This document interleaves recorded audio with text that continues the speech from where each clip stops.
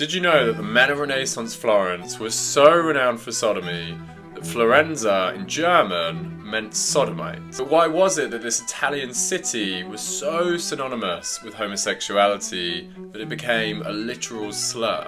It wasn't necessarily that Florence had more same-sex activity than anywhere else, but they were very good at recording it. In 1432, the city created the Office of the Knight, whose sole purpose was policing sodomy. For 70 years, the office kept a meticulous paper trail of denunciations, interrogations, and sentences. So it was actually historian Michael Rock who brought all of this extraordinary evidence together in his book, Forbidden Friendships. Almost unbelievably, the records suggest that the majority of Florentine men were involved at some point in their lives in a same-sex relationship. And the experiences of these men were hugely varied across different ages, social classes, and across different relationship types. As I've discussed on this page before, historians have a debate as to whether or not we can call brother-making ceremonies in the Middle Ages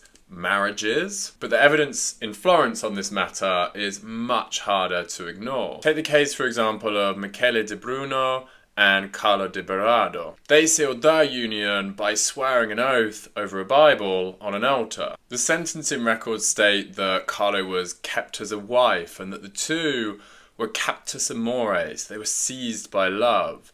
There's also indication that there was a sexual nature to this relationship. So we can see that Florence was a city where, despite the risks, men formed deep, lifelong, loving relationships. What do you think about this phenomenal evidence from Florence? Does it change the way that you see the Renaissance? I'd also love to know if you'd want to see some more of the specific cases that have come out of these documents from the Office of the Knight.